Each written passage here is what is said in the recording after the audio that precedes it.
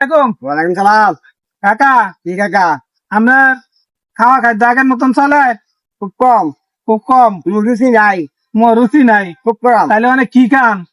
অনেক কি খামু, পেয়া পয়সা নাই, ওষুধ পানি খামু লাগবো। আচ্ছা, ভাত না খাইলেও কিন্তু ওষুধ দিয়ে খাওয়ান লাগে অনেক। হ্যাঁ, আপনার দেখেন আগের দিনের মানুষে এত ওষুধ খাইছে, এত ডাক্তার দোকান আছিল। না হ্যাঁ, ডাক্তার দোকানে তো আছিল না। ডাক্তার জন আছে না, অনেক- মেডিকেল আসেন না। অনেক মানুষের গ্যাস্ট্রিক, আলসার, ক্যান্সার, ডায়াবেটিস, আবার কত প্রকারের রোগ অনেক দেয়া দিছে।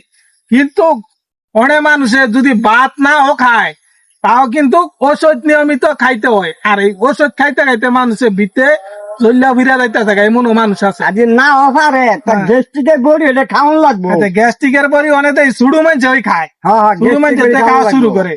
তো এই যে দেন আপনারা মানুষে অসুস্থ কি কারণে হয়? আমরা খাবার যে খাই, যে খাবারটা খাই, এই খাবারটা কিন্তু সব সম্পূর্ণ ভেজাল খাবার ভেজাল। খাইতেছি আমরা।